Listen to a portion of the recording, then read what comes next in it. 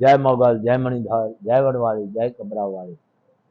બાપ, આજે ભાદરવો મહિનો છે, શ્રાદ્ધ હાલી રહ્યા છે, પણ શ્રાદ્ધ છે એનો મહિમા છે, બરોબર છે, અને કરવું જરૂરી છે, પણ આપણું ઘર રાખતા, સમજી ગયા ને તમે? આપણું ઘર રાખતા બધું કરાય, પુણ્યદાન જે કરવું, અને જરૂરી છે પુણ્યદાન કરવું।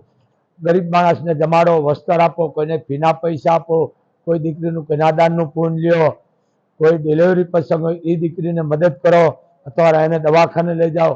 આ બધા હરાજ જ છે, બરોબર। હવે જીવતા આપણે મા બાપને દુખી કરી, દુખી ડાળિયા કરી, હુંકલા ટુકલા કરી, અને મર્યા વાહે પીપળે પાણી રેડીને આવજો મારા કાકા ને, આવજો મારા બાપ ને, આવજો મારા દાદા, બરોબર છે, એ પરંપરાથી હાલ્યું આવે છે, પણ શ્રાદ્ધ બરોબર રાખવું એ જરૂરી છે, અને છે તે પરંપરાથી ધારો, કારણ કે ભગવાન રામે પણ નાખેલું છે।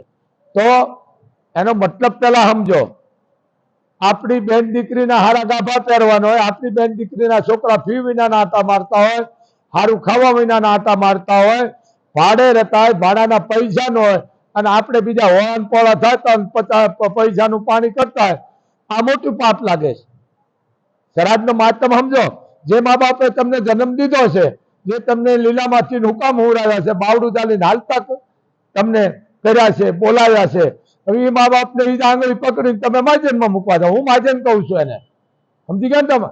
અંધા આશ્રમ ન કહેવાય એને, બુઢા આશ્રમ, એને માજન કહેવાય, બરોબર। આ માજનમાં કેને જાય કે જેને કોઈ પેઢીમાં વાહે હોય નહીં, 10 પેઢીએ કઈ હોય નહીં, વાહે બધું લીલ થઈ ગયું, મેથીના કેરા જેવું, એ જાય।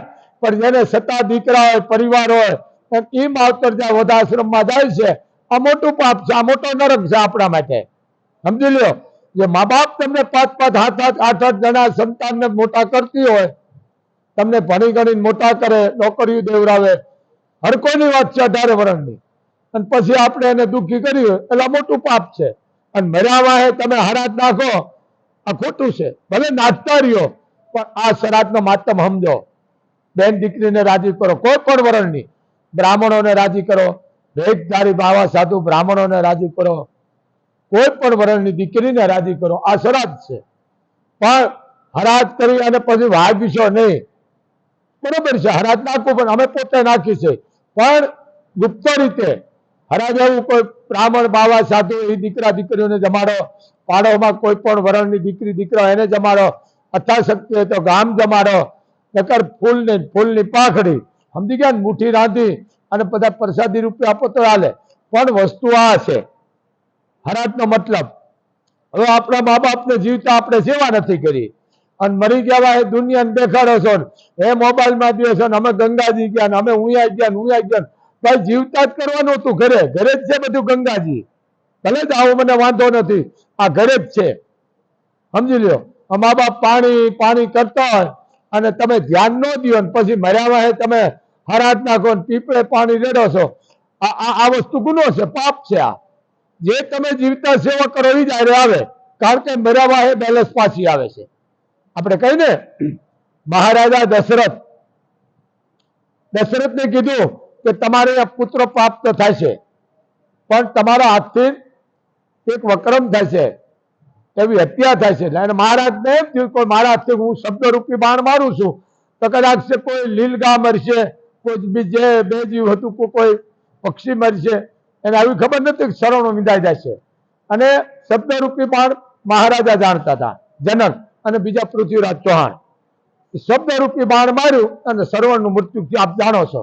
અને કીધું કે કોણ, નામ ન દીધું કે કોણ છો, મેં કયો અંધો અંધી કહે છે, કોણ છો નામ દો, એ કીધું હું મહારાજા દશરથ છું, અને મારાથી આ કામ થઈ ગયું છે, મેં શબ્દરૂપી ઉપર બાણ માર્યું, અને તમારો દીકરો પાણી ભરતોની ખબર નથી અને એનું મૃત્યુ થયું છે, તો તમારા દીકરાએ કીધું અંતિમ ઈચ્છા મારા બાપની તમે પૂરી કરજો, અને એ પાણી વગરના એના શ્રાપ દીધો, કારણ કે શબ્દો છે, ભ્રમ છે, કે જા મહારાજા દશરથ તારા અહીંયા 4 પુત્રો થાય છે, પણ અંતિમ વેળા એ કોઈ હાજર નહીં રહે, સમજી ગયા તમે? આ હરાજનો મહત્તમ કહું છું, 4 પુત્રો થયા પણ અંતિમ વેળા એ કોઈ હાજર નતા, પણ એનું શ્રાદ્ધ ભગવાન રામે નાખ્યું હતું, આપ જાણો છો, મોટી ગાથા છે। એ નદીનું પાણી ઉતરી ગયું, ગાને હરાપ દીધો, બ્રાહ્મણને દીધો, ઘણું છે એમાં. એટલે શ્રાદ્ધ નાખવું જરૂર, પણ આવા શ્રાદ્ધ કોકને ખવડાવો. હવે આપણી બેનને બિચારાને ઘરમાં કાંઈ હોય ને તમે બીજે વળાંક પડાવવું નહીં. પહેલા તમારા મા બાપ, તમારો પરિવાર, તમારું કુટુંબ રહેતા તમે બીજાને જમાડો. આ મોટું શ્રાદ્ધ છે, સમજી લ્યો. હવે મા બાપ તમારા દુખીના ડાળિયા હોય, હારા લુગડા પહેરવાનું હોય, સારું ખાવાનું મળતું, તમે બીજા લાખો રૂપિયા વાપરો છો, આ પાપમાં બે હરા દેવા નાખો. ગાયોને ખવડાવો, ઝાડ મીઠા વાવો, કોઈ ભેટધારી બાવા સાધુ બ્રાહ્મણને જમાડો, પણ દાન કરીને પછી વાગશો નહીં. બ્રાહ્મણોને બોલાવો, ઘરે પૂજાપાઠ કરાવો, બ્રાહ્મણોને તમે રાજી કરો, બાવા સાધુ બ્રાહ્મણોને બધા રાજી કરો. આ મોટું પુણ્ય છે, પણ દાન કરીને વાગવું નહીં, આ હરાજ છે. હવે મા બાપને લઈને કોઈ આવતા નહીં, કૂતરાને લઈને આવે, સમજી લ્યો તમે. અમે જાહેર કહીશું, કૂતરાને લઈને ન હોય, મા બાપને લઈને આવાય. મા બાપને રાજી રાખો, તમારે હરાજ ક્યાં નાખવાની જરૂર હતું જ નથી. હું તમને એક વાત કરું, વાણીએ કે હરાજ નાખ્યું? મને જવાબ દો, વાણીએ નાખ્યું કે હરાજ? આવજો પ્રેમચંદ, આવજો લાલચંદ, નાખ્યું? કારણ કે જીવતા જ નાખે છે. એનું હું તમને દ્રષ્ટાંત દઉં. હું ગાયું આપણે દોઈ વળકી જાય એટલે માજનમાં, એને પાડો આવે જો એમાં બચી જાય માજનમાં.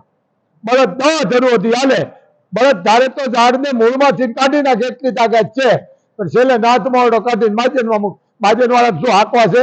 માજન વાળા શું ભેહું દોવી છે? આપણો મતલબ પૂરો થઈ ગયો ને આપણે માજનમાં મૂકી, એટલે આ નડે છે આપણને, સમજી ગયા ને? આપણો સ્વરથ પૂરો થઈ ગયો એટલે આપણે એને ધક્કો દઈશું, આ પાપ છે. એટલે જરીક સમજો. વાણિયા ભાડા હરાજ નાખતા કારણ હોતી સમજી લેજો. આ ગાયોને ખવડાવે છે, દવાખાનામાં વાપરે છે, ગુપ્ત રીતે સાસુના કેન્દ્ર ખોલે છે, ગુપ્ત રીતે માણસને મદદ કરે છે, અને ગુપ્ત દાન કરે છે ને? આ કદાચ હજારો લાખોમાં કોઈ વાણીઓ કરતો એની મને ખબર નથી, પણ વાણીએ કે હરાજ નાખ્યું જોયું તમે? કારણ કે જીવતા જ પૂન કરે. ગાયોને ગરીબને વસ્ત્ર આપે, અન્ન આપે, પૈસા નો આપે.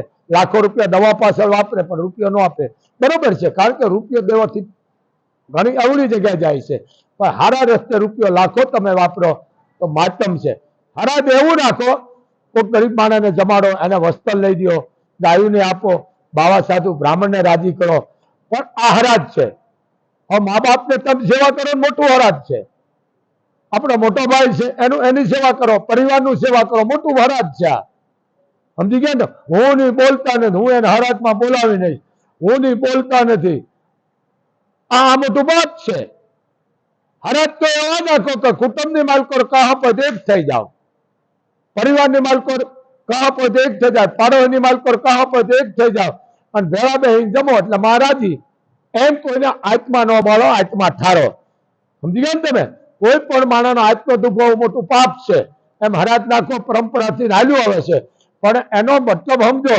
તમે જરી બેનું દીકરીને રાજી કરો, એને તમે ખવડાવો, એને રાજી કરો, એ દીકરી તમને આંતડીને આશીર્વાદ દે, આ હરાજ છે. બાકી તમે નાખતા રહ્યો, કોઈનો વિરોધ નથી કરતો, પણ હરાજ આ છે. આપણા મા બાપને તમે હાચવો, સારું ખવડાવો, એની સેવા કરો, એના નવા કપડાં પહેરાવો, હોય તો વધારે કોઈ આજુબાજુના તમે મીઠાઈ આપો, કોઈનો આત્મો રાજી કરો, એ મોટું હરાજ છે. બાકી તો આપણે નાખી જ છે, કાગ વાસ કરી જ છે આપણે. અને આપ જોવી છે, જો કે હવે કાગડા નથી, કાગડા બધા સિટી વયા ગયા છે, કારણ કે એ સમજી ગયા હવે ગામડામાં ક્યાંય નથી, હવે આપ સિટી વયા જાય. હવે કાગડા કોઈ ભાગ્ય દેખાય છે. એટલે ભલે તમે નાખો, હું બહુ રાજી છું, પણ આ હરાજ હાચું છે. આપણા પરિવારને હાચવો, એને ખવડાવો, મા બાપનું ધ્યાન રાખવો, આ મોટું હરાજ છે, સમજી ગયા? ભગવાન સૂર્યને જળ રેડો, પૂજાપાઠ કરો, હોય તો કોકને 5 આંગળીનું પૂન કરો, પણ દાન કરીને કોઈની વાગતા નહીં, આ હરાજ છે, કાયમ માટે છે. કોઈને રાજી કરો, કાયમ હરાજ જ છે. આ એવું નથી, સમજી ગયા ને? આ માધ્યમ છે. કોઈ રાજી રાખો એ મોટું પૂન છે. એક બાપુનો તમને આદેશ છે મોગલધામથી. જય મોગલ, જય મણિધાર, જય વડવાળી, જય વડવાળી.